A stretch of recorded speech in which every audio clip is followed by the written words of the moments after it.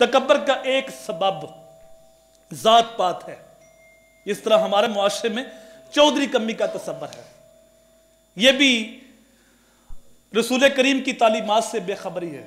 حضور صلی اللہ علیہ وآلہ وسلم نے حجۃ الوداع کے موقع پہ اپنی ایڑی کو زمین پہ رگڑا، فرمایا میں خاندانی تفاخر اپنے پاؤں کے نیچے رونتا ہوں، کسی گورے کو کالے پر، کسی عربی کو اجمی پر کوئی فضیلت نہیں۔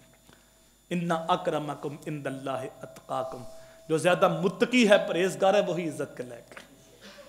وہ ایک جاگیردار تھا، بڑی اس کی زمین تھی، تو ایک دن چوک کے اندر دوستوں کے ساتھ کھڑا تھا، تو کسی غریب دوست نے کہا کہ پریشان ہوں کہ شام کا کھانا کہاں سے آئے گا؟ تو اس نے تکبر کے اندر آ کے کہا تھا کہ تمہیں یہ پریشانی ہے کہ آئے گا کہاں سے؟ مجھے تو یہ پریشانی ہے، میں لگاؤں گا کہاں؟ میرے پاس اتنی دولت ہے کہ 40 نسلیں کھائیں تو ختم نہیں ہوتی۔ یہ جملہ اللہ کو پسند نہ آئے، کاروبار تباہ ہونے لگا، جو جمع پونجی تھی خرچ ختم ہونے لگی، بیماریوں نے گھیر لیا، 6 مہینے کے اندر اندر وہ دنیا سے چلا گیا۔ اس کا ایک ہی بیٹا تھا اور اس کی عمر 17 سال تھی۔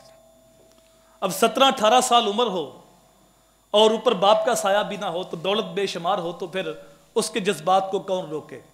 پھر اس کو دوست بھی ایسے مل گئے جنہوں نے شباب اور شراب کے نشے کے اندر اس کو لگا دیا۔ اب اس کی بربادی شروع ہوئی، ایک رات کسی اور کے ساتھ، ایک رات کسی اور کے ساتھ۔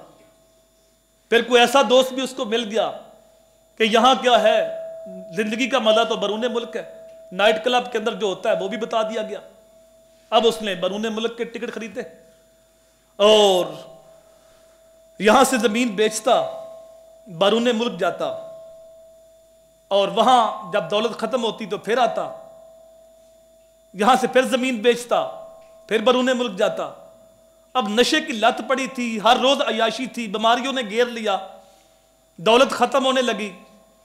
ایک وقت ایسا آیا کہ ساری زمین بھی بک گئی، اپنا مکان بھی بک گیا، اور اللہ کی قدرت 1 سال 1.5 کے اندر اندر جس چونک کے اندر اس نے باپ نے یہ بڑک ماری تھی کہ میری 40 نسلیں کھائیں تو دولت ختم نہیں ہوگی، 1.5 سال کے اندر وہ نوجوان اس چوک کے اندر کھڑا ہو کے بھیک مانگ رہا تھا۔